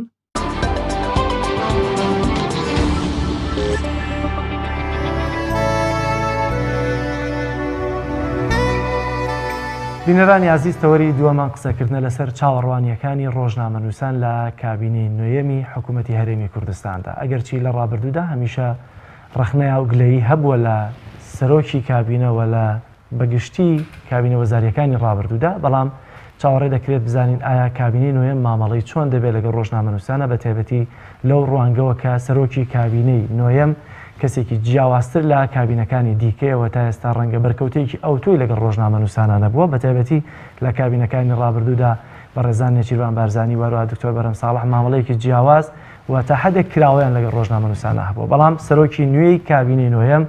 بەرکەوتەیەکی ئەوتۆی لەگەڵ ڕۆژنامەنووسانە نەبووە، بە تایبەتی ئەم ڕۆژ کە سوێندی یاسایی دەخوا بە شێوازێک دەستی پێکردووە مامەڵەکردن لەگەڵ ڕۆژنامەنووسانەکە. سەر لەبیانی ئەمڕۆ کاتژمێر 8ەوە سەرجەمە ڕۆژنامەنووسانەی کە بڕیار وایە بەشدار بن لە سوێندی یاسایی کابینەی نوێم لە کاتژمێر 8ەوە لە هۆڵی سعد عەبدوڵڵا کۆکراونەتەوە، بەو شێوازە لە سکیۆریتێکی بەهێزدا هەمویان لە هۆڵی سعد عەبدوڵڵا دەپشکنن، دوجار بە ئۆتۆمبیلی تایبەتی خۆیان دەیان بنە ناو هۆڵی پەرلەمانەوە یاخود لە ناو بینای پەرلەمانەوە، کە تا ئێستا ئەگەرچی بڕیار وابوو من پامنێرمان وەلیسەرین ڕاستەوخۆ لە شاری هەولێر و لە ناو پەرلەمانەوە وەرگرن، بەڵام تا ئێستا بەپێی زانیاریەکان ئامێرەکانی ڕاستەوخۆیان هەمویان لێ وەرگرتون و تا ئێستا ناتوانن پەیوەندی ڕاستەوخۆیان لەگەڵ کەناڵەکانیان نابێت. بۆ قسەکردن لەسەر چاوەڕوانیەکانی ڕۆژنامەنووسان قسەی گفتوگۆی زیاتر لەگەڵ بەڕێز کاک ئەنوەر حسێن جێگیری نەقیبی سەندیکای ڕۆژنامەنووسان دەکەین کە لێرە لە ستۆدیۆکانمان ئامادەیە. بەخێر کاک. زۆر سپاس. ئەگەر لێەوە دەست پێ بکەم ئەو مامەڵەی ئەمڕۆ لەگەڵ ڕۆژنامەنووسانە ڕاستە خۆی مەراسیمێکی پرۆتۆکۆلیە، دەکرێت ئەمەش لە چوارچەوەی پرۆتۆکۆل جێ بکەینەوە یاخود ڕۆژنامەنووسانی ئەمڕۆ کە بڕیارە بەشدار بن هەمان ڕۆژنامەنووسەکانی ڕۆژاین ڕابردوون کە چوونەتە ناو پەرلەمانەوە. زۆر سپاس. لە ڕاستیە ئەوەی کە ئەمڕۆ ڕۆدا بە نظری من کارێکی ئاساییە بۆی کەەوە جەنابی شدوت کارێکی پرۆتۆکۆلیەوە لە بەرحاڵەتی ئەمنی و ڕەنگە خەرەباڵغێکی زۆر دروزە بێ. پێم وایە کارێکی نۆرماڵ و ئاساییە بە شەرتی ڕێگا بدەن مەسەلەن کەناڵەکانی ڕاگەیان وجودیان هەبێ و ڕووماڵی ڕووداوەکە بکەن، ئەوە حاڵەتێکی بەڵام بێ جیاوازیش لە ڕاستیە ئەمە یەکێکە لە گرفتەکانی مامەڵەی حکوومەت و دەسەڵات و پەرلەمان لەگەڵ میدیاکان. هەمیشە باز لەوە کرێ مەسەلەن لە جێگا نفوزی یەکێتی نیشتیمانی کوردستان ئیمتیازە درێ بە کەناڵەکانی یەکێتی و لە جێگا و پێگە و نفوزی پارتی دیموکراتی کوردستان ئیمتیازە درێ بە ئەمە تا ڕادەیەک حقیقەتی تایە بەڵام پێم وایە لەم مۆزوعە لاسەنگیەکیش هەیە کە هیوادارم وردە ئەوە ڕاست بکرێتەوە بەڵام لە واقعدا ئەوەیە کە سەرۆکی حکوومەتی داهاتوو مەفروزە بۆ خۆی بە پێی یاسای کاری ڕۆژنامەنووسی مامەڵە بکە کە مەسەلەن ملزەمە بۆی کە یاسایەک دەرچووە پەرلەمان دەری کردووە و سەرۆکی هەرێمی پێشووتر ئیمزای لەسەر کردووە و حکوومەت پێویستە جێبەجێکە یعنی شتێکی عجیب و غەریب ناکە ئەگە مافی ڕۆژنامەنووسان بە پێی یاسا دەستەبەرکە ئەوەی کە لە یەکێ لە مادەکانە هاتووە ڕۆژنامەنووسان ئازادن لە کۆڕ و کۆبوونەوە پرێس کۆنفرانس و میتینگەکان ئامادە بن و زانیاری وەرگرن وە بەبێ جیاوازی ئەوە حاڵەتێکی دی حاڵەتێکی تریشی لە هەندێک شوێن ینی مەسەن هەندێک بابەتی گرنگ کە پەیوەندی بە مەسەلەی ئەمنی قەومیەوە هەیە و هەندێک مۆزوع کە زۆر تایبەتە و ڕەنگە پێویستی بە جۆرێک لە با بڵێم زیاد لە پێویست بە ڕووماڵکردن و بە ئەلامیکردن نەکە تەبیعی ئەگەر نەبێ ئەمە لە هەموو دنیاشە هەیە حاصل ئەوەی کە گرنگە ئێمە وەکو سۆک سندیکات وەکو میدیا لە هەرێمی کوردستان و میدیاکاران ئێمە شتێکی زیادە داوا ناکەین لەوەی کە لە ناوی یاسای ژمارە 35 ساڵی 2007 هەیە بدرێ بە ڕۆژنامەنووسان وەکوی مافێکی ئاسایی و مافێکی تەبیعی خۆیان و ئەمەش لە چیەوە دەلالە دەکات لەوەی کە حکوومەتی هەرێمی کوردستان بەردەوام بانگەشەی و دیعایی مەسەلەن ئەوە کاکە ئازادی کاری ڕۆژنامەنووسی ئازادی عەقیدە و بەیان و یاسا جێبەجێکرێ ئەوەیە کە ئێمە هێشتا زووە مەسەلەنەوەی کە لە پێشەکەی جەنابی شتاوتت هێشتا زووە ئێمە قسە لەسەر سەرۆکی حکوومەت بکەین لەبەرەوەی هیچ ڕاستەوخۆ کۆنداکت و مامەڵەیەک و بەرێکەوتنێکمان لەگەڵی نەبووە بزین چۆن مامەڵاکە بەڵام هیوادارم وە بۆ خۆشی باشە ڕەنگە باشترین شت ئەوەیە کە سەرۆکی حکوومەت و کابینەکە و پەرلەمانیش مامەڵی تەندروست لەگەڵ میدیا بکە و تەسەوری من یەکێک لە گفتەکانی حکوومەتی هەرێمی کوردستانەوەی کە بەردەوام مامەڵی تەندروستی نەکردو لەگەڵ ڕۆژنامەنووسان ئەوە واکە لێکەوتنی خراپی لێ بکرێتەوە دیارەوەی کە ئێستا لە گۆشەیەک لە شاشی پەیامەوە هەیە بەرەبەرە دەستپێکردنی مەراسیمی سوێن خواردنەوەگەرەوە پەیام نییە و ئەو لینکەیەکە لە کەناڵە دیجیتاڵ خۆیەکانەوە هەیە بەڵام دیارەتە ئێستا ئەمەیان زۆر باشە لەوەی کە ئەگەر بەو هیوایی کە پەرلەمان هەموو جارێک کۆبوونەوەکانی کە ئێستا بڕیارە لە ڕێگەی کەناڵێکی ناوخۆییەوە بیگوازێتەوە بۆ هیوایی کە هەموو کۆبوونەوەکان بگوازێتەوە چکە لە سەردەمی کابینەی پێشوشا و کاتی کە ڕاسی ئۆپۆزیسیۆن دەسەڵاتی ناو پەرلەمانی لەدەست بوو هەندێک لە کۆبوونەوە نەدەدایە دەرەوە بۆ ڕۆژنامەنووسان دەمانبینی لە شاشەیەکی بچووکەوە بۆ نمونە تەسویریان دەکرد یا خۆ دەیانتوانی ئەوە بگوازنەوە بەڵام ئەگەر لێوە دەست پێ بکەینەوە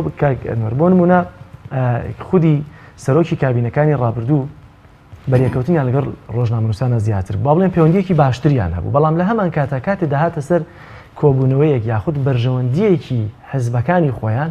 تەنها کەناڵەکانی خۆیان ڕێگەیان دەدا لە هەندێک مەراسیمدا هەر لە نمونە لە تازەترین نمونەدا سیر دەکەی کۆبوونەوەی پارتی و یەکێتی لە سلێمانی زۆرجار لە هەندێک کۆبوونەوە تەنها کەناڵەکانی خۆیان لە ژوورەوە بوو لە کاتێکە لە پرێس کۆنفرانسەکاندا لە کاتێکا دەزانین کۆبوونەوەی یەکێتی و پارتی پەیوەستە بە ژیانی تاک بە تاکی خەڵکی هەرێمی کوردستانەوە لە ڕاستیە کارێکی باش ناکەن یەکێتی نیشتیمانی پارتی دیموکراتی کوردستان نەخودوو هێزی گەورە و حاکم مەسەلەن ئەگەر ڕووی مەسەلەن ڕێگا بە کەناڵێکی تەلەڤیزیۆنی وەکو پەیام یا سپێدە یا NRT یان هەر شوێنی شکە نەدەنەوە بە تەسەوری من دیوێکیشی ئەوەیە کە ئەوەی کە جەناب بێت ئەو بەریەکەوتنەی لە هەندێک جار هەیە مەسەلەن میدیاش بەرپرسیارانە مامەڵە ناکە مەسەلەن تۆ لە کۆبوونەوەیەکە هەیە لەو کۆبوونەوەی قسەیەکەکرێ و ئێشتا مەسەرەن کۆبوونەوەکان دەست پێ نەکردو میدیا ئەم قسانە بە جۆرێک بڵاوەکاتەوە کە بەڕاستی ڕێگای پێدراونی ئەمە نیگەرانی دروستەکە بۆیە هەمیشەوان پیان وایەگەر میدیاکانی خۆیان بێ کۆنتترۆڵەکرێەوە پێشەوەی هەر شتێ بچێتە دەرەوە یا شتێکی ئاڕوودا و بەشێکیشی ڕەنگە پەیوەندی بۆ هەبێکە هەندێ ڕەنگە لەو دیالۆگانە هەندێک قسە و باسی تایبەت و ئەوکو ئەو هەموو جەدەلانی کە لە ماوەی نۆمانگی ڕابردوو لەسەر حکوومەت و کەرکک و بەغاڕووی داوە لە نێوانی چێتی و پارتی گرفتی زۆری پێشاتوە ڕەنگە بۆ بێ ئەوانە زۆر نەبێ بە کێشەوە نەبێ زۆر بەگرفت بەڵام بە نەزەری من ئەگەر دیقەت بین هێشتا مامەڵەی حکوومەت لەگەڵ میدیا و میدیا لە هەرێمی کوردستانە بە نەزەری من بارودۆخێکی خراپی نییە زۆر تەندروست نییە بەڵام ڕقمی ئەوەی کە لە هەرێمی کوردستان چەند ڕۆژنامە تیرۆر کراوە بەڵام ئێوە جەنابتان دیقەت بن مەسەلەن ئەو ئازادی کە لە هەرێمی کوردستان هەیە بۆ شتێکی عەجیب و غەریبیش نییە بەڵام بە بەراورد لەگە وڵاتانی دراوسێمان ئەمە ئێرانە ئەمە تورکیایە ئەمە سووریایە و ئەمە لە وڵاتانی کەنداوە تا ڕادەیەکی زۆر ئازادی فراهم کراوە بەڵام ئێمە پێمان وایە قسەکەی ئێمە ئەوەیە ئەو بانگەشەی حکومەتێکا بۆ ئازادی بێ قەید و شەرت مەسەلەن هێشتا بەپێی ئەو پێوەرانە کاری میدیا و کاری ڕۆژنامەنووسی مەسەلەن بە جەناب بڵێم لە ساڵی 2010ەوە تا کۆتایی 2010 نزیکەی 1400 پێشێلکاری بەرامبەر ڕۆژنامە نووس کراوە و لەمە گرفتەکەشەوە بۆ کە هەمیشە وتم ئەوەنە ئەم قسەیە کردوتەوە منم دووبارە کردوتەوە زۆر جار بەرپرسانی حکومەت توانە و هەر ئامارەکان هەمووی هەرەخاتەوە سەریەک لە ڕاستیە قسەکەەوە بۆ کە لەم 1400 پێشێلکاری کەس سزا نەدراوە ئەمە گرفتەکە بووە و هێمە من وتومە هەمیشە وتومە من پێم سەیرە حکوومەتی هەرێمی کوردستان و دام و دەستگاکانی بۆچی کە مەسەلەن خۆیان حکوومەتن و باز لە جێبەجێکردنی یاساکەن مەسەل ئەو گرفتانێکە هەیە مەسەن ڕۆژنامەنووس بەرنە دادگا نەگەوی کە لەسەر شەقام لیدە نەگەوی ڕێگری لێ بکەن نەگەوی لە حاڵەتێکی ئاوایە و ئەمە مەسەن ئەم مراسیمە ئەمڕۆ هەیە بۆ خودی حکوومەت باشە کە هەموو کەناڵەکان ڕووماڵیکەن بە ئایدیا و فکر و بۆری بۆچوونی جیاواز مەسەلەن تەلەڤیزیۆنی پێیان ڕەغمی ئەوەی مەسەلەن لە حکوومەتا بەشدار نییە بەڵام ئەتوانێت ڕێی خۆی بدە و ئەم ڕێئیدانەی ڕیاری شێمە مەراسیمەکە ڕاستەخۆمی بگوازینەوە ئەمە هەم ئەمە ئێوە تەندروستە هەم ئەوەی کە مەسەلەن ئێوە ڕێی خۆشتاندن لەسەر حکوومەت ڕێیەکی تەندروست بێ ڕقمیەوەی مخالفی مەسەر ئەو کابینەیە بێ بەڵام بە پێی پێوەرێک و ستانداردێکی مەسەلەن پرۆفشنالی ڕۆژنامەنووسی بەسەوەی من تەبیعیە بەڵام ویستم قسەیە بکەم یعنی باوەڕ بکە گرفتی نێوان میدیا و حکوومەت بریتە لە گرفتی نێوان حکوومەت و حیزب یا حیزب و حیزب یعنی گرفتی حکوومەت لەگەڵ تەلەڤیزۆنی پەیام گرفتەکە پەیوەندی نیە بە تەلەڤیزۆنی پەیام ئەوەندەی پەیوەندی هەیە بە کۆمەڵی ئیسلامی و پارتی دیموکراتی کوردستانەوە یان بە پێچەوانەوە ناڵم میزانی حیزب بەڵام ئەم پەیوەندی سیاسیانە کاریگەری لەسەر میدیا لەسەر پەیوەندی کۆمەڵایەتیەکان لەسەر پەیوەندی سیاسیەکان لەسەر هەموو سلکەکانی ترداناوە گرفتە کە ئێمە زۆر جار لە بەیاننامەکانمانەوە زۆر جار لە بەحسەکانمان ئەو ماوەتۆکە نابێ هێز لایەنە سیاسیەکان کەناڵەکانی میدیا تێکەڵی بەحسە سیاسیەکانی کەن و لە هەمان کاتیشان میدیاکان نابێ مەسەلە میدیایەکان تێکەڵی بەحسە سیاسیەکانیان بکەن ئەمەش دروستە مەسەوەی کە لە خۆپیشاندانێکە کەناڵێکی میدیا چێتە ناو خۆپیشاندانەکان نابێ بە میزاجی کەناڵەکەی قسە بکە ینی مەسەن ئەگەر کۆمەڵی ئیسلامی ئۆپۆزیسیۆنە نابێ بە ئاوازی ئۆپۆزیسیۆن ئەم پەیامەکانی بگەێنێ و مەسەلەن حکوومەت کە کێشەی هەیە لەگەڵ کۆمەڵی ئیسلامی نابێ مەسەلەن تەحریمی ڕووماڵی پەیامکە لە ڕووداوەکانە یای NRT بکە یای کەناڵێکی ترکە و ئیمتیازدا بە کەناڵێکی بە نەزەری من بەشێکی ئەلبەت بەشێکی ئەو گرفتانە پەیوەندی هەیە بە پەیوەندی سیاسیەکان چەنە پەیوەندی سیاسی نێوان دوو هێزە سیاسیەکە باش بێ پەیوەندی میدیاکەش باشترە چێتە پێش و ڕووماڵی باشترەکە و زانیاری زۆرتر دەزێت کە حکوومەت کێشەی لەگەڵ ڕۆژنامەنووسانان نییە تۆ پێت وایە لەم کابینەیە ڕۆژنامەنووسان ئازاد من لە وەرگرتنی زانیاریە بە نظری من کێشەی هەیە بەشێک وتم بەشێک حکوومەت هێرمیکوردستان کێشەیە لەگەڵ ڕۆژنامەنووسان کێشەکەشەوەی بەداخەوە پێم وایە ینی حکوومەت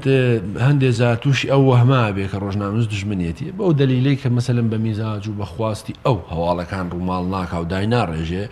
و عادەتەن دەسەڵات لە هەموو دنیا پێی خۆشە بەس بەشانوباڵ یا هەڵبێ و ڕخنەی لێ نەگری و ئەمە سەوری من جگە لە دنیای ئەوروپای خۆراوە لە بەشێکی زۆری دنیا ئێستا وای لێهاتۆ کە ئەم سیستەمە سیاسیانە پێیان خۆشنی ڕخنیان لێ بگری پێیان خۆشنێ کەم و کوڕیەکانیان دەرخەی هەرچەندە وا هەزەکەم بەداخەوە بەشێک لە حکوومەتی هەرێمی کوردستان بەشێک لەم سیستەمە سیاسی گوێ ناگرێ ئەوەی کە میدیا لە هەرێمی کوردستان کردوێتی ئەتوانم بڵم بەشێکی زۆری لە دڵسۆزیەوە بووە بۆ چاکسازی بۆ خزمەتکردن بۆ دادپەروەری بۆ بەدیهێنانی عەدالەتی کۆمەڵایەتی بووە مثلا کەناڵەکانی میدیا کە قسە لەسەر گەندەڵیەکەن لە هەرێمی کوردستانە خۆ بەتەنها کەناڵەکانی قسە ناکەن لە ئاستی نێودەوڵەتی ڕێکخراوی شەفافیەتی نێودەوڵەتیە لە هەرێمی کوردستان و عێراق بەشێک لە گەندەڵی هەیە بەڵام ئێستا وای لێ هاتووە کاگەنور لەسەر قسەکردنی و گەندەڵیە بۆ نمونە کەناڵەکەی خودی سەرۆکی نوێی کابینەی نوێیە لە کابینی هەشتەمە ڕخنەی لە حکوومەتەکەی تر دەکرد کاو کاتە خۆی سەرۆکی کابینە نەبوو بڵێن نێچیڤان بارزانی سەرۆکی کابینە بواتە ڕخنەگرتن لە حکوومەت شتێکی یاساییە کە کەناڵەکانی خۆشیان لەناو خۆیان ڕخنە دەگرن بێگومان خۆی ڕخنەگرتن تا ئەو شوێنە ئاساییە کە وەڵام وەربگریتەوە کە ڕەخنە بگری و وڵام وەرنەگریتەوە بە نظری من ناتوانێت کاریگەر بێ و هەموو ڕەخنەگرتنێکیش بەبێ ئەڵتەرناتیڤ کارێکی زۆر شیاو نییە. ئەنی گرفتەکەەوەیە کە حکوومەتی هەرێمی کوردستان مەسەرەن ساڵانە کە پێویستە دەیان دانیشتنکە لەگەڵ لێپسای کەناڵەکان لەگەڵ سندیکا لەگەڵ خەڵکانی میدیایی لەگەڵ زانکۆکان بۆیلانی کەم بڵێ ئێمە چی بکەین ئەو گرفتانەی ئێمە و ئێوە چین ئەو بەریەکەوتنانە چییەوە بەریەکەوتنە باشەکان و خراپەکان چێک بێتە هۆی کێشە و بەداخەوە حکوومەت ئەمەی نەکردووە و من تەسەوری دەکەم بەشێکی ئەوەیە کە ینی گرفتێکی گەورەی میدیا لە هەرێمی کوردستان گرفتی سەرەکی ئەساسیە ئەوەیە کە لە هەرێمی کوردستان ڕۆژنامنووسینە بۆ بەپیشە ئەمە گرفتی گەورەیە لە جەناب 10 ساڵی تریش لە پەیامبی حکوومەت وەکو پیشە سەیری ئیشەکە ناکە بەڵام کابی بە پۆلیسی حکوومەتەکەی هەموو مافێکت دایات هەموو امتیازێکە دایاتە کابی بە مرور کابی بە دکتۆر کابی بە مهندیس پیشەیە لای ئەو هەموو حق و حقوقی لە هەرێمی کوردستاندا ڕۆژنامەنووس هیچ مافێکی نەبێت هەموو مافەکانی پێشەکرا بەڵێ مافی هەیە من باز لە مام ناکەم من باسی ئەوکەم کە بەڕەسمی وەکو پیشە بەڕەسمی لە ناسێنراوە لە کاتێکا بە پێی یاسای کاری ڕۆژنامەنووسی ڕۆژنامەنووس هەما مافی فەرمانبەری دەوڵەتی هەیە چی امتیاز چ خانە نشینی و چ لە معیشەتی ژیان بەداخەوە گرفتەکە چێ گرفتەکە حکوومەتی هەرێمی کوردستان ڕکاری ڕۆژنامەنووسی لە هەرێمی کوردستان بە پیشە نەناسیوە و نەیناساندووە وەک لە هەموو دنیا ڕۆژنامەنووس پیشەیە مەسەن لە وڵاتێکی وەکو تورکیا ڕۆژنامەنووس کە باجێکی کەناڵەکەی پێیە باجی سندیکای ڕۆژنامەنووسانی تورکیای پێیە مەسەن کاتێککە ئۆتۆمبیلێک داخلی وڵاتەکەیەکە لە باج ئەمەخشرێ کاتێکە ئۆتۆمبیلەکەی ڕاگرێ لە بەردەم ماڵی سەرک وەزیران تەبیعیە کاتێکە ئێوە بەشداری هەر پرس کۆنفرانسێکە معتەبەرە باجێک پێیە و کاتێکە بۆی کارەکەی و گیان لە دەستدەدا یا مەسەلەن کەمەندامە بێ هەموو خزمەتگوزاریان هەموو حقوقی پارێزراوە ئەمێ مەسەلەن بەڵام ڕەنگە یەکێ لە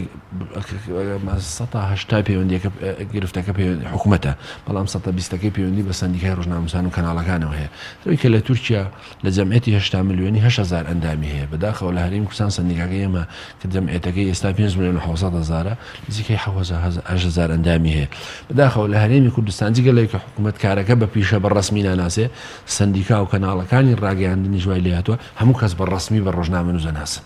گرفتەکەوەیە نەوەی حکومەت ڕاستانەوەی سندیکا و کەناڵەکانی مافەکانی لە هەرێمی کوردستانەوە ئەندامتانێ خۆگەر مافەکانی وایە دوو بەرامبەرە بوو بەڕاستی کارێکی باش نییە باش نییە لە کابینەی نوێم وەکو سندیکای ڕۆژنامەنووسان بەنیازی چین یعنی هیچ پلانێکتان هەیە و بەتایبەتی ئەرکی کابینەی نوێم لەگەڵ دەستپێکی چۆن دەبێت چۆن بێ لەگەڵ ڕۆژنامەنووسانە نەگەوی تەنها زانیاریان بداتێ ئایا خودی سەرۆکی حکوومەتی نوێ ڕاستەخۆ لەگەڵ ڕۆژنامەنووسان و نوێنەری دەستگاکانی ڕاگەیاندنا دەبێت کۆبوونەوە بکە یاخود لەگەڵ سندیکایە یاخود دەبێت بەرچاوڕوونیەکیش بداتە ڕۆژنامەنووسان لە ڕاستی ئەمە پەیوەندیمان باش بۆ لەگەڵ کابینەی پێشووی بەتایبەتی جەنابی نێچیروان بارزانی و زۆریش هاوکاری سندیکای ڕۆژنامەنووسانی کوردستانی کردووە و تێگەیشتنیشی زۆر بۆ مۆزوعە و کابینەکانی پێشووتریش ینی تا ڕادەیەکی زۆر مەسەلەن ئێمە هیوادارین ئەم کابینەیە لەوانی تر باشتر بێ و ئمە بەنیازین دوای دەست بەکاربوونی بەڕێز مەسرور بەرزانی وەکو سەرۆکی حکوومەت ئێمە بەنیازی سندیکای ڕۆژنامەنووسانی کوردستان هەم سەردانی بکەین و هەم ئەم بەحسانەی کە ئێستا لەگەڵ ئێوەش کردمان ئەم بەحسانی لەگەڵ بکەین و ئەوەی کە جەنابی شتودیەکێک بێ لە اختراحەکان مەسەلەن لەگەڵ بەشێک لە بەڕێوەبەری کەناڵەکان یان کەناڵەکانی میدیای معتەبەر لە هەرێمی کوردستان دابنیشێ و جوان لێ بگرێ و ئەمە بێتە مۆزوعێکی گرنگ مثلەن ئەگەر 3 مانگ جارێکیش بێ لەگەڵ یاندانیشی جویان لێ بگرێ و لە هەمان کاتە خواستەکانیشان جێبەجێ بکە و ئێمە پێمان وایە حکوومەتی هەرێمی کوردستان کەمتەرخە بۆ بەرابەر بە کەناڵەکانی میدیا بۆ نمونە بەشێک زۆر لە کەناڵی میدیایی معتەبەر ینی بۆ معلوماتی جەناب لە کۆی نزیکەی 950 کەناڵی میدیایی چاپکرا و ڕۆژنامە و گۆڤار نزیکەی 840 تا 850 لەو کەناڵان لە چەند ڕابردووە لە چەند ساڵی ڕابردوو داخراوە هەندێک لەوانە کەناڵی معتەبەر بوون کە داخراون مەسەلەن ئێمە ڕۆژنامەی کۆمەڵ تەلەڤیزیۆنی ڕێگا ڕۆژنامەی یەکگرتووی ئیسلامی و هەندێک کەناڵی تر وەکو ڕۆژنامەی ئاوێنەی ئەهلی و هەندێک کەناڵی تر داخران کە حکوومەت لەم بارەیەوە بە نظری من کەم تەرخەم بوو کابوو باربوویان کە یارمەتیاندا لەلایەن وەزارەتی ڕۆشنبیریەوە ڕاستەوتی قەیرانە و پارە نییە و ئیمکانات نییە بەڵام بە نظری من ئەوە زۆر دروست نییە هەلانی کەم ئەو بودجەی کە سەرفیەکەن بۆ کەناڵەکانی خۆیان دەتوان بەشێ لەوانە بیان خستای خزمەت ئەو کەناڵانە دیسان بڵێم گرفتەکە سیاسی بەڵام هیوادارم ئەم کابینی ئەوە لە بەرچاو بگرێکە مثلەن دەعمی میدیا بکە پێوەردانێ مثلەن حکوومەت هێرمکوسان نابێت لە مامەڵە لەگەڵ میدیا پێوەری ئایدۆلۆژی حساب بکە ڕۆژنامەی کۆمەڵ مادامی کۆمەڵی ئیسلامیە بێ خۆی پارەکەی بە بەڵام ڕۆژنامەیەکی هەولێر کە حکوومەتە بەسا بەڵام پارتی دیموکراتی کوردستان سیاست و گوتار و ئایدۆلۆژیای خۆی تێ بڵاوگاتەوە پارەیەکی ڕەهای بۆ سەرف کرێ بەنظری من ئەوە نائەدالەتیە بۆ شوێنیش ناکرێ کاتێک دەعمی حکوومەت بۆ میدیا شوێنەگرێ مثلەن بە عەدالەتی دەعمی ئەو میدیایە بکە دامی کەناڵەکانی میدیا بکە و ڕەخنەوەی باڕەخنەشی لێ بگرن یعنی حکوومەت وەکوتم حەزەکە مثلەن بەشێکی زۆری دەسەڵاتەکان حەزەکەن بەس مثلەن ستایشی بکرێت لە جیاتی کە ڕەخنە کاتێکە ڕەخنەگرتن نەتوانێت بە قووەتی بکەوە کەم و کوڕەکانی دەربخە بەداخەوە مامەڵەی حکوومەت ئەوە قسەیەکی باهەیە مامەڵەی حکوومەت لەگەڵ میدیا ئاوە بۆ کاڵێ لە هەر شوێنێک عەدالەت بە یەکسانی خۆی تەوزیع نەکات عەدالەتی بە یەکسانی خۆی تەوزیعەکە بەنظری من حکوومەت تا چەند هاوکاری ڕۆژنامەنووسان بۆ ئەگەر پێشمان بڵێ بزانین بە شێوەیەکی گشتی ڕۆژی ڕۆژنامەنووسان لە چه ئاستێکدا حکوومەت ئێمە زۆر زەمی حکوومەتمان کرد مەسەڵ حکوومەت لەگەڵ ئەوش مامەڵەیەکی هەندێک هاوکاری زۆری ڕۆژنامەنووسانی کردووە بۆ معلوماتی جەنابەت زیاتر لە 3000 ڕۆژنامەنووس تا 4000 ڕۆژنامەنووس زەویێمە لە سندیکای ڕۆژنامەنووسانی کوردستان کە لە کاتێکە خەڵکانێکن 20 ساڵیشە فەرمانبەری دەوڵەتن و لە سلکی حکوومەت و مامۆستان و چی مثلا ئەو ئیمتیازیان پێ نەدراوە دوای بەشێکی زۆری ڕۆژنامەنووسان هاوکاری کراون ئەو کاتێکی ئیمکاناتی هەبووە لە مەسەلەن وەکو زەواج وەکو خوێندن وەکو چوونە دەرەوە وەکو نەخۆشی ئەوانەی بۆ کراوە و لە هەمان کاتە دەعمی سندیکای ڕۆژنامەنووسانی کردووە بە بچەیەکی مانگانەوە هاوکاری سندیکای کردووە لە بەشداربوونی لە فدراسیۆنی ڕۆژنامەنووسانی نێودەوڵەتی کە 3 ساڵ جارێک کۆنگرا بەسرێ و بەشداریەکە و لەمان کاتە سندوقی خانەنشینیش هەبوو بەداخەوە کە بەڵام تەفعیل نەکراوە گرفتەکە پەیوەندی بە پەرلەمانەوە هەبووی میسمانی یاساکە تعدیلکە مثلا موچەی ڕۆژنامەنووسێک کە شمولی خانەنشینیەکە بە پێی یاسا مثلا هەمان ئەو موچەکەی بەرز بکرێتەوە بۆ وەکو موچەی هاوشێوەی خانەنشینێکی فەرمانبەرێک کە 20 ساڵ 30 ساڵ خزمەتی هەیە بەداخەوە ئەوە نەکراوە بەڵام لە هەمان کاتە سەر حکوومەت دەتوانێت زۆرتر گرفتدەمی ڕۆژنامەنووسان بکە و گرفتەکەش دیسان بڵێمەوەیە کە کاری ڕۆژنامەنووسی بە پیشە نەناسێنراوە ئەوە گرفتەکەی و ڕۆژی ڕۆژنامەگەری لە هەرێمی کوردستان بتوانم بڵێم بە پێی مدەیە مثلەن دوو حاڵەت هەیە کە بارودۆخی ڕۆژنامەنووسان لە هەرێمی کوردستان نالەبارەکە و نائەمنیانەکە و کێشەوگرتیان زۆر بۆ دێتە پێش یەکیان بریتە لە خۆپیشاندانەکان خۆپیشاندانە زەماوەریەکان تریش بریتە لە پرۆسەکانی هەڵبژاردن لە هەموو ئەوانەیە بەپێ و راپۆرت ئەو لێکۆڵینەوەی من کردومە لە ماوەی 10 ساڵی ڕابردوو لەم دوو حاڵەتە پێشێلکاری بەرامبەر بە ڕۆژنامەنووسان زۆر بووە حکوومەت تەقەبولی کارەکانی میدیا و ڕۆژنامەنووسان ناکە و بەپێ ئەو ئامار و لێکۆڵینەوەی منیش کردومە هەموو ئەو پێشێلکاریانی بەرامبەر ڕۆژنامەنووس کراوە لەسەر شەقام حکوومەت بەرپرسیار بووە و بەشێکی زۆری ئەو کەیسانی ڕۆژنامەنووس کە چۆتە دادگا ڕۆژنامەنووس دۆڕاندوێتی چونکە بەڵگەی تەندروستی پێ نەبووە بەڵام بەداخەوە پێشێلکاریەکانی حکوومەت زۆرە کەواتە زۆر جار و پێشێلکاریانی کە بەرامبەر بە ڕۆژنامەنووسان دەکرێت ناگەڕێتەوە بۆ ناپرۆفیشناڵی ڕۆژنامەنووسەکە خۆی بەڵێ پرسیارێکی دقیقە بەشێکی پەیوەندی بەوە هەیە بەشێکی مثلا ئێمە لەگەڵ دەستگەدام و دەستگا ئەمنیەکان وەرکشۆپ و سیمینار و سیمپۆزمان بەڕێوە بردووە گلیان زۆر لێکراوە ئێمە هەانمانداون مامەڵی تەندروست بکەن لەگەڵ میدیاکاران و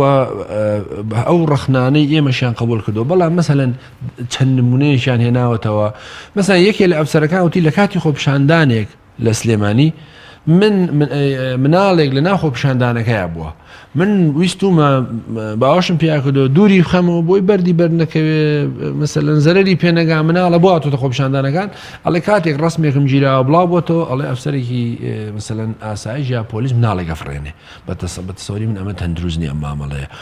یەکەم نیەتەکە ئەمە نەبووە و بەرنامەکە ئەمە نەبوو دووهەم ئەم ڕۆژنامەنووسەی زانیارێکی دروستی نیە لەسەر ئەم کارە و مەسەلەن ئەم مناڵە نەفرێنرا مەسەلەن دوای خۆپیشاندانەکان ئاسایی بۆتەوە بەرەو بە تەسەوری من ئەوەی جەناب دێڵی بەشێک لە ڕۆژنامەنووسان بەرپرسیارانە مامەڵە ناکەن ئەوە سەنانە لە هەواڵەکانیانە و لە راپۆرتەکانیانە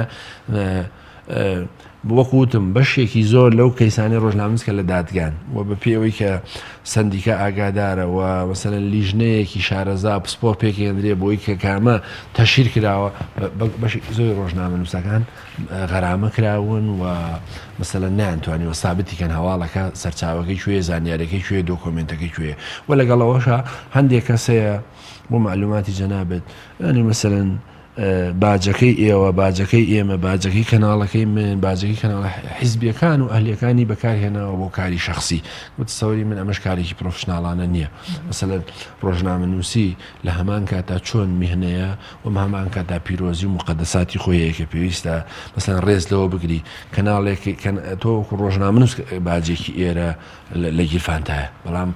ئەوە بۆ کاری میدیاییە نەک تۆ مەسەلەن بتەوێت کاری تری پێ بکەی بەداخەوە کەەوەش پرۆفشناڵانە نەبووە و هەندێک حاڵەت هەبووە مەسەلەن ئەوەی کە من باسی یەکەم لە ڕاستیا دیاریدە نیە حاڵەتە لە ناو ڕۆژنامەنووسان بەڵام بە هەمان کاتە حکوومەتیش گلەی هەیە و خەڵکانی دام و دەستگا ئەمنیەکانیش گلەیی هەیە بەڵام بە نەزەری من ئەو گلەیانە و ناڕەزایەتیانەی حکوومەت و دام و دەستگا ئەمنیەکان لە ڕۆژنامەنووسان ناکاتەوەی کە ئەو هەموو پێشێرکاریە بکەن و ناکاتەوەی ڕۆژنامەنووس تیۆر بکرێ و ناکاتە ئەو هەموو بێمافی کە بەرامبەر یەکرێ زۆر باشە کاگەن ڕەگەر لە کابینەکانی ڕابردوودا بینیومانە زۆر جارەگەر چی کراوەتر بوون لەگەڵ ڕۆژنامەنووسانە بەڵام لە هەمان کات جیاوازی زۆر کراوە لە پێدانی امتیازات لە پێدانی زانیاری لە تەنانەت بۆ نمونە لە کابینەی هەشتەما کاتێک کە سەرۆکی کابینەی هەشتەم دیداری ڕاستەخۆی لەگەڵ ڕۆژنامەنووسانە دەبێت لەگەڵ چەند ڕۆژنامەنووسێک یا چەند کەناڵێکی دیاری کراو دەبێت کە بەشێکیانەکانی خۆیانن ئەم جیاوازیە چی بکرێت لە کابینەی نوێما دووبارە نەکرێتەوە یاخود هیچ نەبێت لە دیدارێکی